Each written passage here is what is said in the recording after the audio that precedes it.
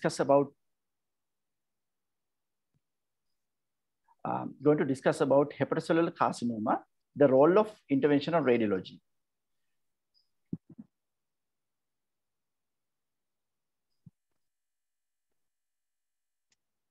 Hepatocellular carcinoma is the fifth most frequently found primary malignant tumor in the world. The hepatic surgery and liver transplantation are considered optimum for the curative treatment of HCC.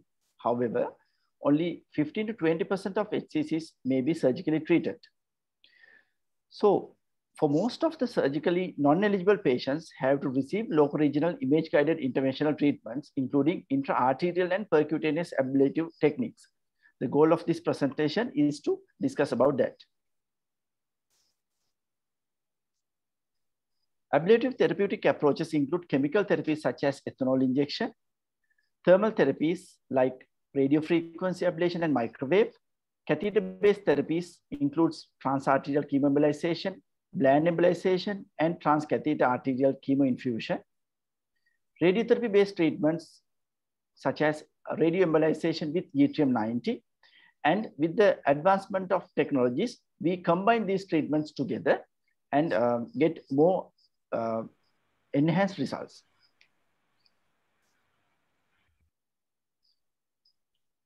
We usually follow BCLC staging system.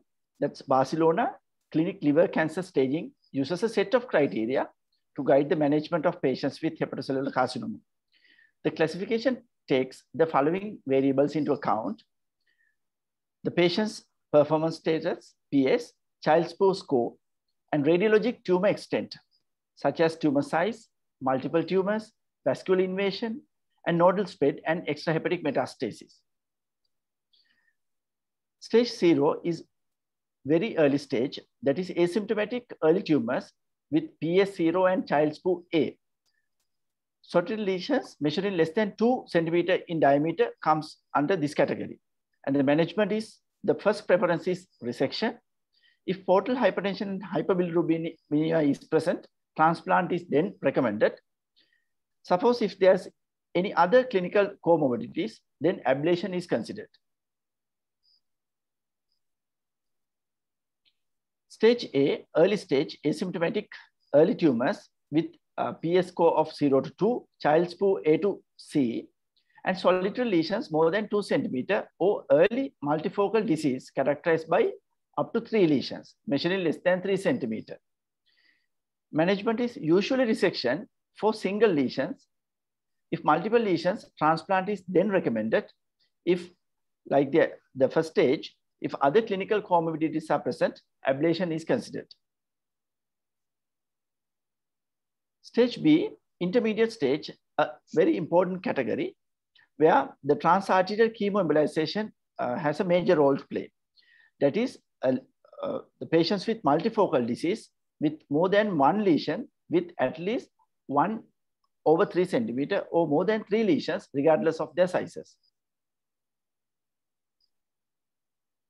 Stage C, advanced stage, we usually don't involve with the management, usually with palliative, with sorafenib and other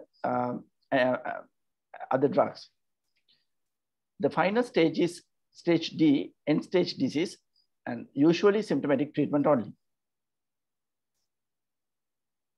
Percutaneous local ablation therapies includes thermal, such as radiofrequency, microwave, and cryoablation, and non-thermal ablation methods such as irreversible electroporation. Indications like we discussed earlier, BCLC group recommendations. There are a few contraindications. In general, uncorrectable bleeding diathesis, active infection, poor patient performance status, and Child-Pugh score C. And there are some relative contraindications for radiofrequency and microwave ablations, such as tumor involving major hepatic bile ducts and proximity to vital structures such as major vessels or adjacent organs, such as colon.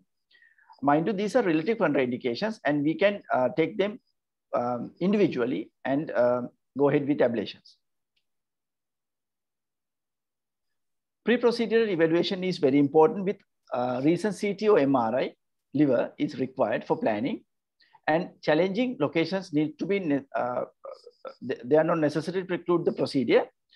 These locations such as hepatic dome abutting the diaphragm, close to the hepatic hilum, there is potential risk of damaging major bile ducts or central vessels, and at subcapsular location where the pain comes to play.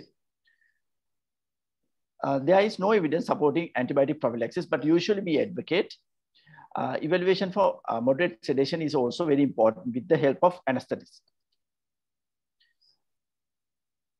This video illustrates how we performed radiofrequency or the microwave ablation.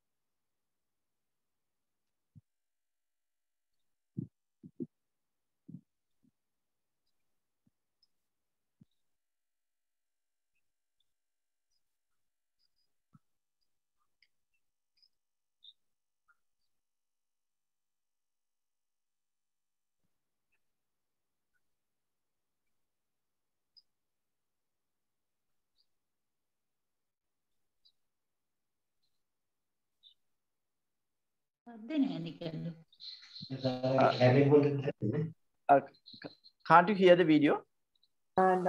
We cannot hear the sound. Is that right? Can you increase the volume and? Okay.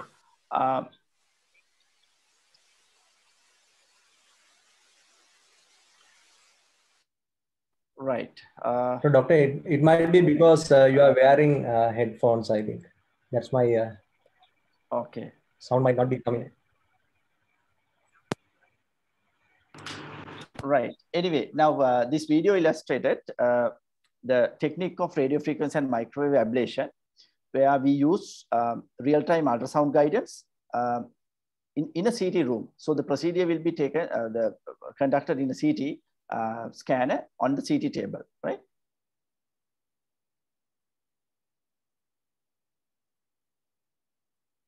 Right.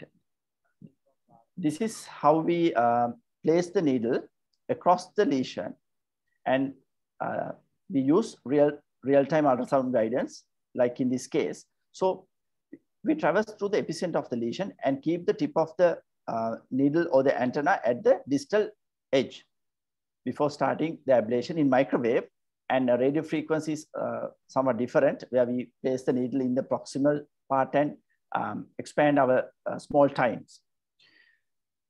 Segment 8 hepatoma. This is one good example of a less than 2 centimeter lesion in segment 8. Pre-ablation arterial phase hyperenhancement can be seen in this CT.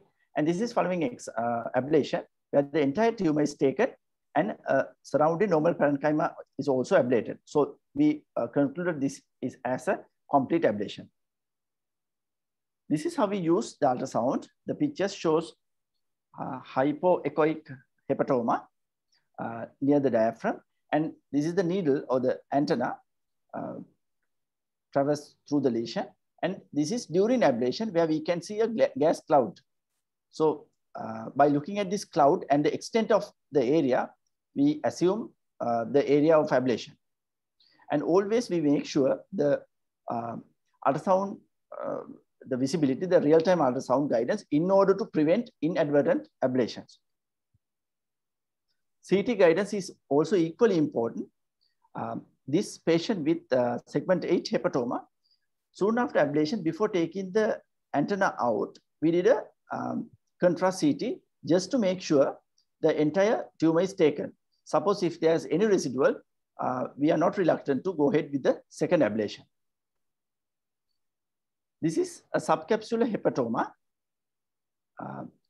In early days, these are contraindicated, but however, now with our advanced techniques, we ablate these subcapsular lesions as well. And this fat pad prevents the burning of the lateral abdominal wall So safely we can ablate this area with a surrounding parenchyma. This is another example of portal venous phase wash off of a tumor adjacent to the upper lobe of the kidney. Again, it is, if we place the needle correctly with under CT and ultrasound guidance, we can safely burn these lesions as well. This is an interesting location where the gallbladder comes into play. As you can see here, the gallbladder, the elongated dark area, and the hepatoma abutting the lesion in the segment 3. This arterial pace hyperenhancement in this CT clearly illustrates how close the lesion to the gallbladder. However, with precise placement and proper guidance, we can safely ablate the lesion without damaging the gallbladder. Another interesting area is this juxtacardiac tumors. So this lesion, these two images are taken soon after ablation, where you can see the ablation has gone up to the pericardium and right at the right coronary artery level. However, with the pulsation, the respiration and the pulsation of the heart, it creates a barrier to heat dissipation. So safely we can carry out the ablation without any harm to the pericardium or the heart. So this is one example where how we did the real-time ultrasound guided needle placement for a juxtacardiac tumor. As you can see here, this is the heart and this is the pericardium and the the diaphragm, and this is the lesion, and it comes less than 1 centimeter to the diaphragm. So this is the needle pathway.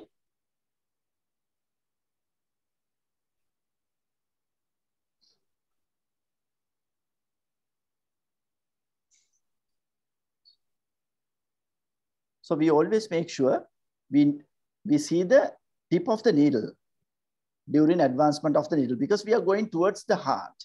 So it has to be precise. Right. This is soon after ablation. The post-contrast image showed complete ablation without any damage to the pericardium or the heart. And this is the cross-section of the right coronary artery.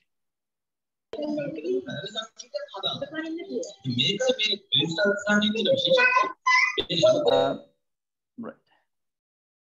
Okay. We conducted a study to assess the safety and efficacy of percutaneous thermal ablation of juxtacardiac hepatic tumors. The patients comprised of 23 men and 10 women, and mean tumor size was 2.2, and mean follow-up time was 21.2 months. And we concluded saying that percutaneous thermal ablation of juxtacardiac tumors has similar rates of local tumor control and safety profile when compared to tumors in non-juxtacardiac location. So tumors in a juxtacardiac location should not be considered a contraindication for thermal ablation. Post-ablation, self-limiting symptoms are very common. They include nausea and vomiting, loss of appetite, fever, and abdominal pain. Usually they are self-limiting, but in a lesser number of people, the patient needs to be get admitted and follow up with antibiotics and biochemical markers.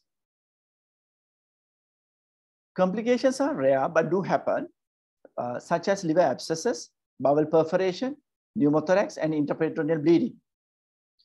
This is one such example. This X-ray was taken 3 days after post-ablation, where you can see air under the diaphragm. So diagnosed as having pneumoperitoneum, they did a CT and diagnosed as having a perforation at the antrum of the stomach. So retrospective analysis revealed that ablation at in the segment 3. So the needle has gone through and through the left lobe, and there was a direct burn into the in the antrum. So the open laparotomy and the hole was sutured, and follow-up imaging and close observation is very important when we are dealing with this kind of patients, and especially when we are burning the difficult locations. The efficacy of ablation depends on technical aspects and to a lesser extent on patient selection. Lesion size is the most important determinant of ablation success. Lesions up to 3 cm can be treated effectively with reported complete ablation rates of about 90%. For lesions more than 3 cm, the efficacy of ablation decreases with increase in lesion size. The rate of recurrence is nearly 0% for smaller lesions and more than 50% for lesions more than 5 cm. Another determinant of success is lesion location. So central near the hilum lesions should be avoided because of the risk of the central bile duct and vascular injury. Additionally, the lesions bordering a large vessel more than 3 mm may not respond because of thermal protection provided by the adjacent blood flow. This phenomenon is termed heat sink. Survival of patients with unresectable HCC treated with microwave or RF ablation is reportedly 75 to 90% at 1 year and 28% at 5 years. Let's move on to irreversible electroporation. It is a non-thermal energy-based ablation modality that creates pores in the cellular membranes by delivering short bursts of high voltage electrical pulses. So due to the extracellular tissue architecture being preserved, IRE has an advantage over heat-based modalities near at-risk structures such as the biliary tree and vascular structures. And because it is non-thermal in nature, IRE is also not susceptible to heat sink effect, which I discussed earlier. And it avoids incomplete ablation near major blood vessels. So IRE is shown to be safe and effective against liver tumors and is generally recommended for tumors in complex locations.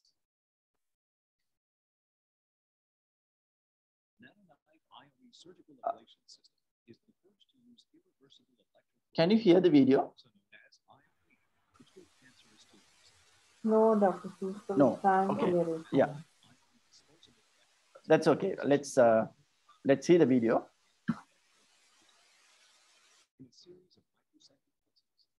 So this is how we place multiple needles in and around the lesion.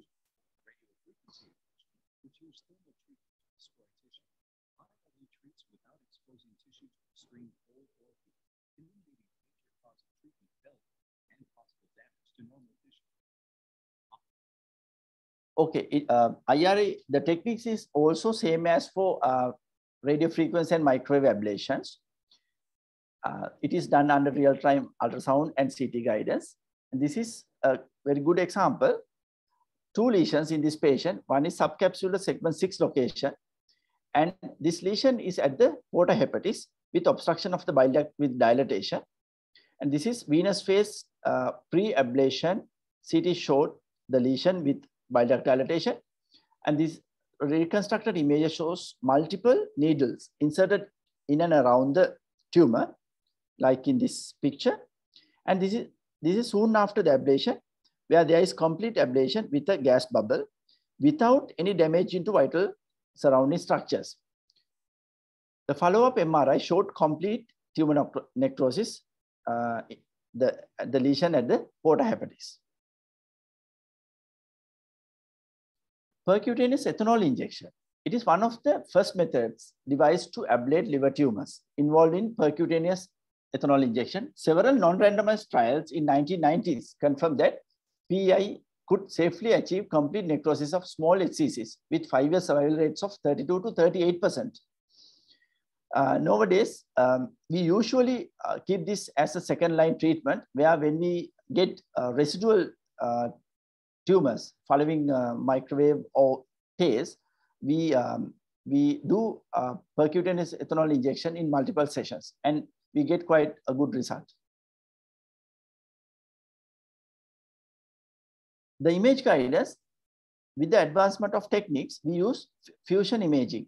That is, we can incorporate pre-existing CT or MRI into the ultrasound scan with the real-time, with the help of GPS. When we do the real-time scanning, the CT, the level of the CT or the MRI also moves. So with the fusion, we can get better visualization, especially for the difficult location lesions like subdiaphragmatic or any lesions close to vital structures.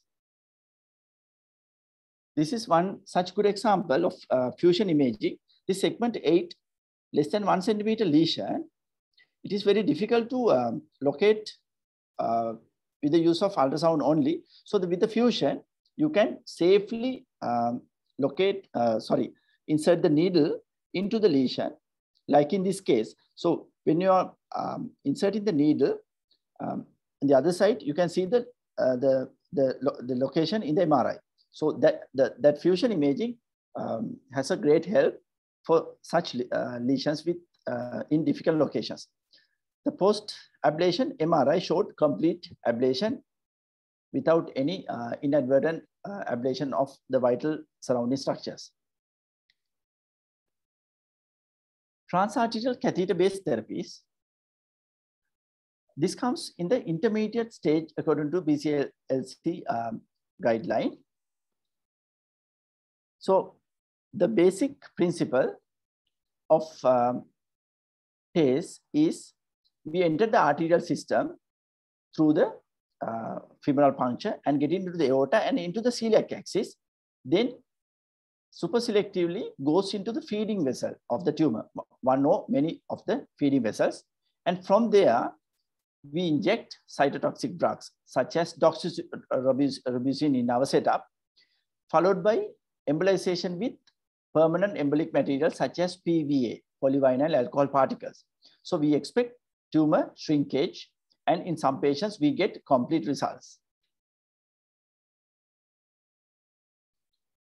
So the TACE, cytotoxic drugs achieve higher intratumoral concentrations when injected into the hepatic artery, and lipophilic or amphiphilic anti-cancer drugs, when mixed with lipiodol, are thought to be liberated progressively inside the tumor. The lipiodol, the carrier we used in our setup, it destroys capillary beds and induces extensive necrosis in HCC with abundant blood supply, and can be transported in a tumor and may remain for weeks or months, for which the absence of Kupffer cells would presumably be responsible. So the tumors, you don't get Kupffer cells, so lipiodol will be there for months and years.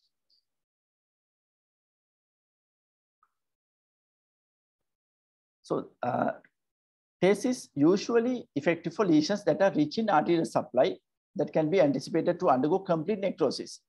Whereas certain lesions where the venous supply is predominant, TACE may not be helpful. This is one such example of right hepatic artery angiogram. As you can see, a large tumor in the right lobe.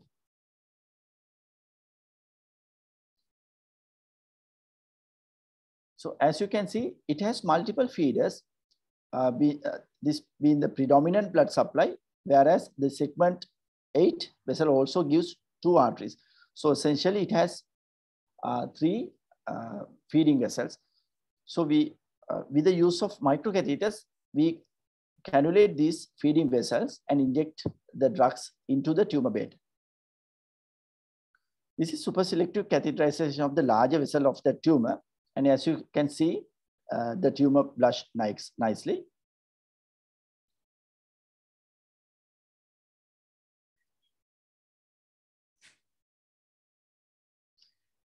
And this spot image was taken soon after ablation, where you see the concentrated lipiodol within the tumor bed with little amount of lipiodol in the surrounding parenchyma. So the contraindications for TACE, there are a few absolute contraindications, that is extensive tumor infiltration throughout the liver or encephalopathy and large burden of extrahepatic metastasis. There are a few relative contraindications such as portal vein thrombosis, liver or renal failure, uncorrectable coagulopathy and significant arteriovenous shunting of blood through the tumor. Post-embolization syndrome, including abdominal pain and fever, is extremely frequent and fades in few days. It is caused by tissue infarction and necrosis, leading to the release of breakdown products, inflammatory mediators, and vasoactive substances from the embolized tissue. Response to treatment, post-test imaging is done 4 to 6 weeks after the procedure with either, it's triple phase CT or dynamic MRI. So there are 4 types of imaging. The type 1 is homogeneous accumulation of iodized oil, that is lipidol, in the whole tumor and surrounding area. This type of accumulation indicates good response to treatment. Type 2 is homogeneous accumulation of iodized oil in the tumor. And type 3, that is irregular accumulation with filling defects. As you can see here, this is a type 2 picture where dense lipidol cast is seen throughout, that is entire lesion. So we can safely conclude that saying the tumor is completely gone. Whereas type 3, where you can see defects within the tumor. So lipidol can be seen like this, but there are enhancing areas. So that indicates there is viable tumor. So you can consider repeat TACE or ablation in this case. So overall survival following TACE is about 70% at 1 year and up to 30% at 5 years. And median survival is 19.4 months. The whole procedure can be repeated monthly or longer to achieve higher degree of necrosis and avoid recurrences. Transarterial bland embolization, that is arterial, the technique is the same. We get into the feeding vessels and we embolize the feeding vessels without injecting any cancer drugs. So advocates of this catheter-based therapy claims that bland embolization may be equally effective as TACE for palliative treatment of primary liver cancer. And the other technique is drug-eluting bead chemoembolization. This is, it's a drug-eluting bead. So in this case, we don't use lipidol. The carrier is the DC beads. That they are microparticles like the lipidol, and with mixing the cytotoxic drug, infused into the tumor and embolize the blood vessels. So certain trials and papers say it has better outcome with compared to conventional, that is lipidol-based transarterial chemoembolization. So drug-eluting bead embolization, like conventional TACE, it's considered as a palliative option for unresected HCC.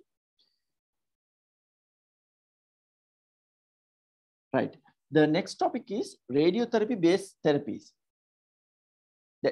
Combining microcatheter technology and the localized radiation emission properties of yttrium-90 microspheres, highly selective radioembolization, that is so-called radiation segmentectomy. And it is a novel treatment alternative to ablation for high-risk tumor locations. Selective internal radiation. Can you hear the video? Is a treatment for the type of liver tumors that So Chintan, we can hear it, but I mean the volume is like very low. Is there a way of increasing the volume? No, I don't think. SIRT is performed by a doctor injecting millions of tiny radiation-emitting beads called microspheres into the blood vessels of the liver. These microspheres. Now we can hear better still. The volume is quite low. Okay. By the liver's bloodstream to reach and become permanently implanted in the tumor's tiny blood vessels. SIRSphere's Y90 resin microspheres are the most common type of SIRT microspheres used for this procedure and have the greatest number of world records showing their results for fighting cancer in the liver. The SIRT procedure is performed by a doctor using a soft, flexible. So technique is the same as for TACE. So we entered into the arterial system through the femoral puncture and gets into the hepatic circulation. and using the same technique, we inject the SERT drug. So Y90 is a pure beta emitter with a mean tissue penetration of 2.5 millimeter.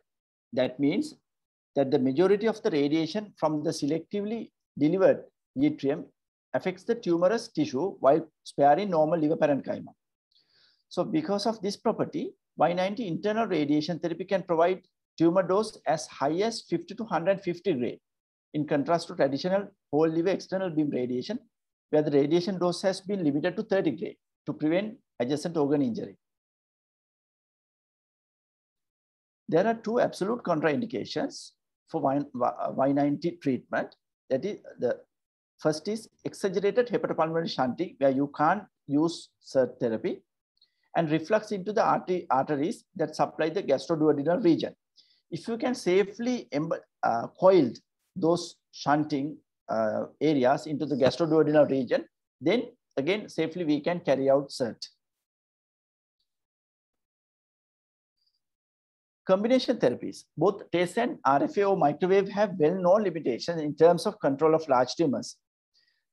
The effectiveness of RFA and microwave depends on thermal necrosis and blood flow through the tumor, promotes heat loss, and prevents proper heating of the tumor. So a strategy of combining TACE prior to microwave or radiofrequency, higher success rate can be achieved. So usually in some centers, you do TACE the day before, and on the following day, you ablate with either microwave or RFA. So it gives higher success rates. In conclusion, image-guided transcatheter and ablative approaches currently play an important role in the management of patients with HCC. In selected patient populations, these approaches already offer survival rates that are comparable to that of surgery, with the added benefit of reduced morbidity and costs, improved quality of life, and shortened recovery time. With that note, I would like to conclude my presentation. Over to you for any questions. So thank you very much, Dr. Chintaka, for the excellent lecture. I'd like to give a reminder to our audience to kindly help us by filling the feedback form, for which the link I have shared in the chat box. And also the lecture contents will be shared in our Facebook page and in the CMCLD YouTube channel. So I'd like to invite the audience to bring up any questions if they have, and it's open for discussion now. I have one question. So actually, before getting into the question, I would like to make this an opportunity to express my gratitude and express my gratitude to Dr. Chintaka for saving my father's life for like multiple times. So actually, my father was diagnosed with cirrhosis 4 years back, and since then he has gone through multiple treatments, like radiology related treatments under Dr. Chintaka, and every time everything got properly resolved in the most desirable manner because of his talent and dedication. So thank you very much, doctor. So I'll come to my question. My question is, can there be a situation where a major blood vessel is completely surrounded by a tumor? If so, is there any specific way to treat that without creating any residuals or remnants? Okay, in other words, you are referring to a lesion in a central location. Central location. Where you get major blood vessels. Not only major blood vessels, but the large bile ducts also there. So in these instances, we cannot carry out microwave or radiofrequency quite effectively, because certain parts can be ablated, but to take the entire lesion, then the inadvertent ablation of this surrounding area will be high. So complication rate is high. So for these patients, IRE, irreversible electroporation, is an option. It is available in Singapore, in my where I was trained, and in certain hospitals in India also. So IRE is an better option when compared to radio frequency and RFA, radio frequency and microwave. So we cannot guarantee the preservation of a large vessel like you said. So we need to consider the other options. Right. Currently, that facility is not there in Sri Lanka, right? No, not at the moment. Right. All right. Thank you very much. So that much. We have another question from the audience. What are the facts to consider to decide whether to do RFA or MWA? Okay. In our local setup, one consideration is the equipment we have. That means the microwave we have here in Sri Lanka is a single probe, and RFA we have a needle with multiple tines. When we put the needle and we advance multiple tines, there are about 9 tines.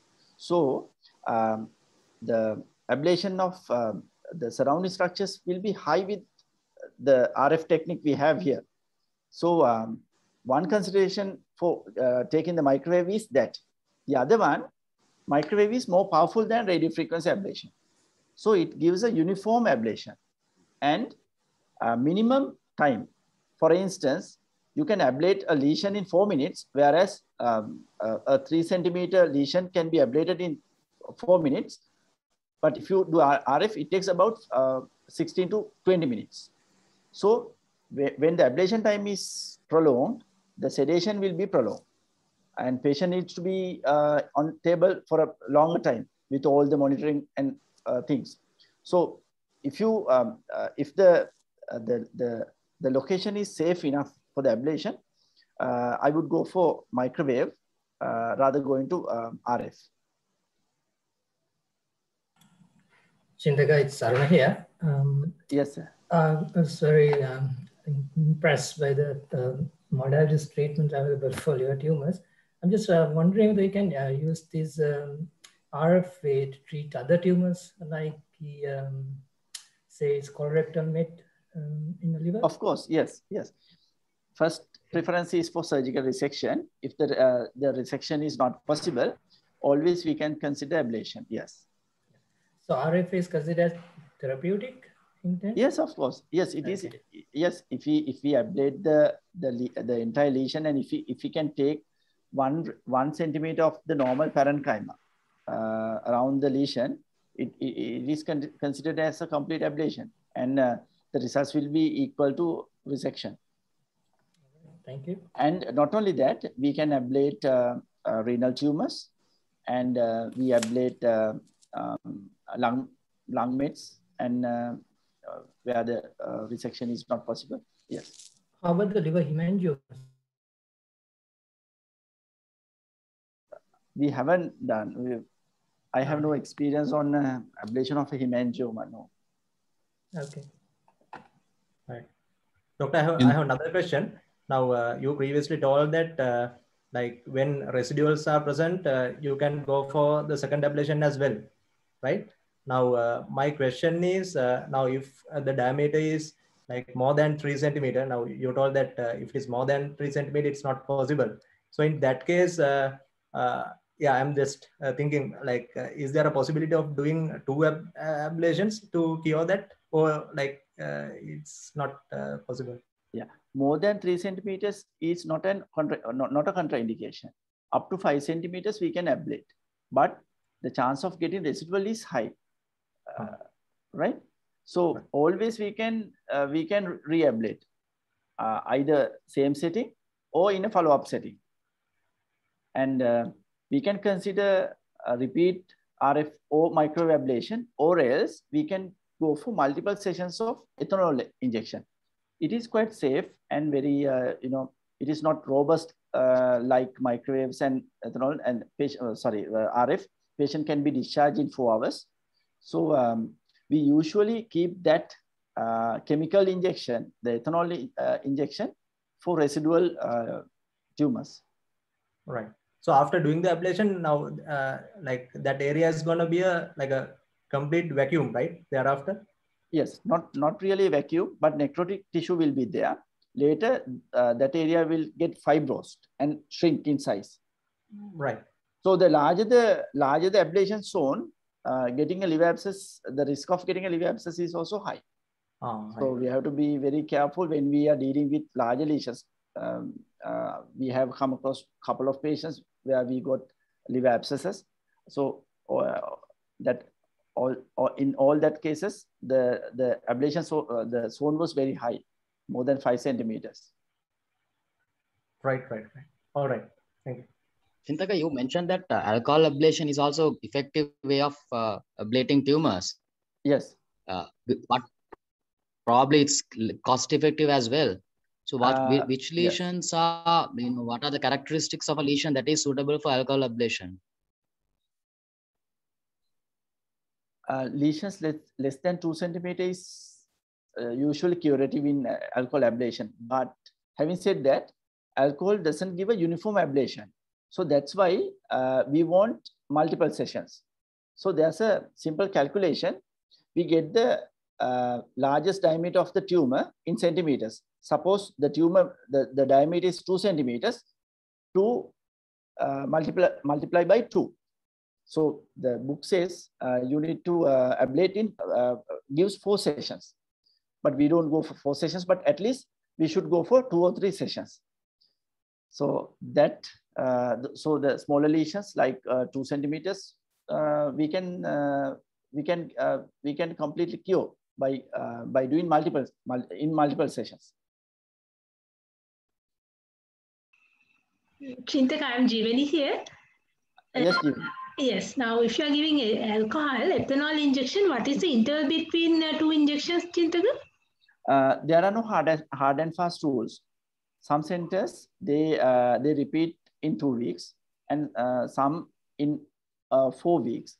But in our usual practice, we check for liver markers. If when the liver markers comes to the baseline, then we always can go for the second ablation. So that's yes. Yeah. No. Do you do any imaging in between the interval injections? No. You just straight away give injection. No. We usually give the second date in 2 weeks. Okay, but fine. if the patient present with any post-embolization syndromic features or any elevation of liver enzymes, with the consultation of the surgeon or the hepatologist, we can always take few more weeks. So in our practice, we usually give the date in 2 weeks, but that depends on the follow-up biochemical markers and the patient's condition. And one more question, Chintaka. Now,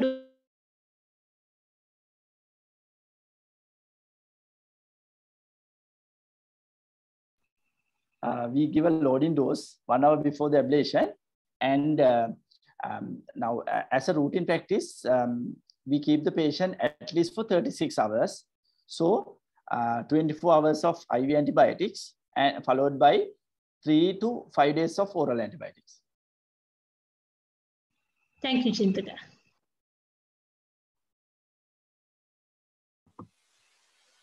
So we have Chintaka, this is Ron. Just one Yes, question. Yes. Sometimes we see that there are groups of HCCs where they predominantly show venous wash-off more than arterial enhancement. Yes. These kind of tumors, have you experienced any difficulties when you are planning a TACE, when you are doing a TACE? Yes, very good question, sir. Now, in general, we say hepatoma has predominantly arterial supply. So that's why this transarterial chemoembolization comes into play, where we tackle the arterial side. So, but some tumors, predominant blood supply is from the venous or the portal venous system. So we don't see a arterial phase hyperenhancement, but there is a clear wash off. Still, radiologically, it's a hepatoma according to the protocols and guidelines. But when we are going for a test, we don't see a blush because the arterial supply is very minimal. So in those patients, we don't get that type 2 lipidol cast.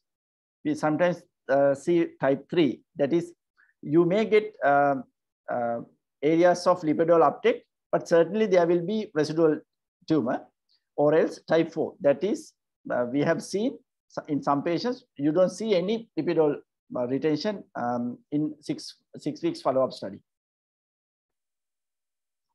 So in those patients, I think, if possible, ablation should be the first line treatment. Thank you.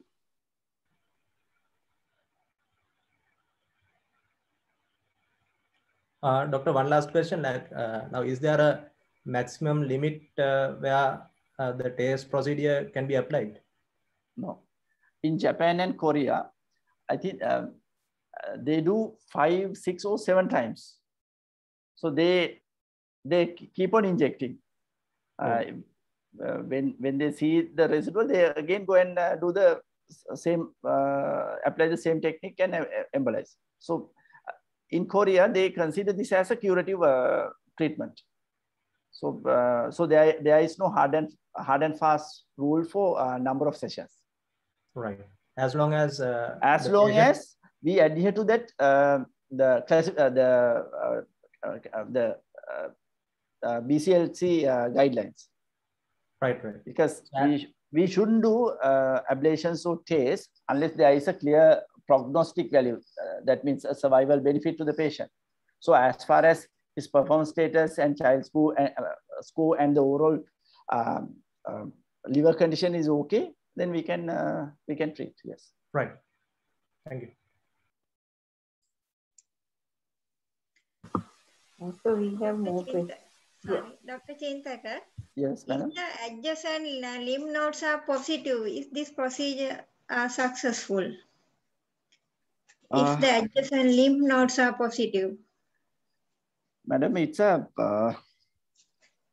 good question, and on the other hand, it's difficult to answer. Now, we consider it as a relative contraindication, but sometimes these lesions with, the patients with cirrhosis, you may get reactive lymphadenopathy. For some reason, we see this the prominent lymph nodes at porta hepatis or around celiac axis.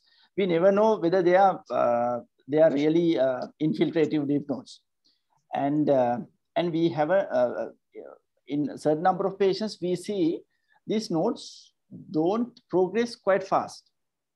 So if we can, in my opinion, if we can if we can cure the primary lesion, patient must be having a clear prognostic value of survival benefit.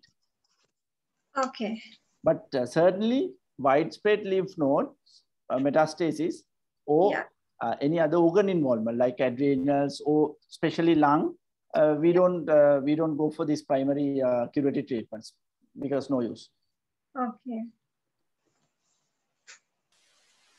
So Dr. Chintaka, we have more questions in the chat box. How can we follow up a patient who has been given TACE or alcohol ablation? And if the patient has lost the follow-up, how can we proceed?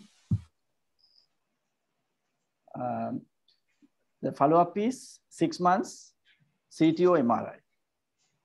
CT should be 4-phasic CT or MRI, dynamic contrast MRI. If the treatment is complete, if we can safely say that it is complete, we usually do another repeat, either CT or MRI, 3 to 6 months. If we don't see any recurrence or residual in the second time also, then we can go into ultrasound surveillance in every 6 months. And at 1 year, again, we usually repeat the cross-sectional imaging. if we lose the follow-up, whenever if the patient comes again, I think we, after doing the ultrasound scan, we should go for a CT or MRI, because we need to remap the liver. And then what are the limitations in portal vein thrombosis and HCC for TACE, since it's a relative contraindication? It's a relative contraindication, because now with the advancement of techniques and microcatheters, we try to go into the lesion. That means we don't just keep our catheters inside the feeder, but we try to get into the center of the lesion. So if we can do that super selective cannulation, we can safely infuse the drug and embolize. That will not harm the outcome of the patient, or the patient usually doesn't will not be compromised. But having said that, either partial thrombosis or segmental thrombosis of portal vein can be considered for these treatments. But if the main portal vein is thrombosed, we usually don't treat, because now the literature also says, and we also realize, and patient will not be benefited. There is no survival benefit by treating those patients. Yeah, we have another question. What is the minimum size of the lesion for us to choose RF? Minimum size? There is no minimum size. If the criteria are fulfilled according to the CT or MRI, we can go for the treatment. If CT is inconclusive, we go for a dynamic MRI. If the MRI is also inconclusive, if the lesion is less than 1 centimeter, we usually don't treat. Isn't it, Prof. Sir, Rohan sir? We don't treat less than 1 centimeter lesions if CT and followed by MRI is inconclusive. Then we can follow up and see if the lesion is enlarging, and then if criteria are fulfilled, then we can treat. Yes, if we know the diagnosis of HCC, that it's HCC, the size does not matter. But the problem is small lesions sometimes it be difficult to diagnose based on the imaging. So that is why we may follow up, because even if you don't treat that, if it is less than 1 centimeter, still the outcome is same. So we wait until the diagnosis is clear. But when the diagnosis is clear, yes, you have to treat irrespective of the size, minimum size. Yes. There's another question. Can we combine TACE and ablation? Yeah. We usually don't. Yes, I think in my opinion, and where I was trained, we, as much as possible, we try to combine these treatments together. We do the TACE day before, and the following day we do the ablation, so that it itself gives a better outcome. We have limitations in our setup, equipment and time wise. So if we can combine these treatments together, I think that should be the way forward.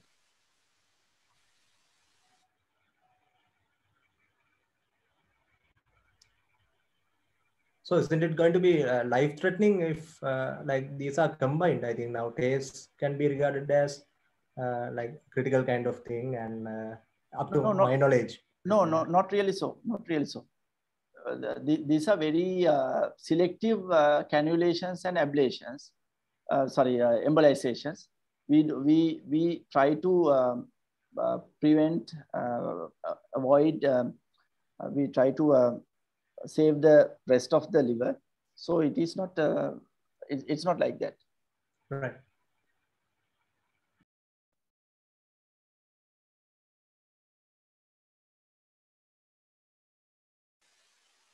Any more questions from the audience?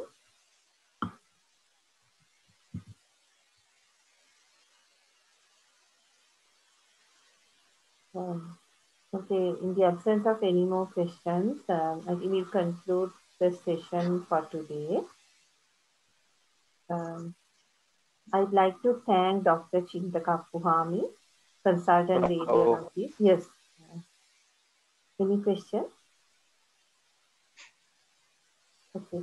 So I'd like to thank Dr. Chintaka Appuhami for this extremely informative and it's a very useful session for everybody. And also I'd like to thank the audience for contributing in the discussion and the questions, and for the audience for joining us today. So I wish everybody a good week ahead, and thank you so much. Thank you very much for the invitation. Thank you. Thank you so much. Thank you.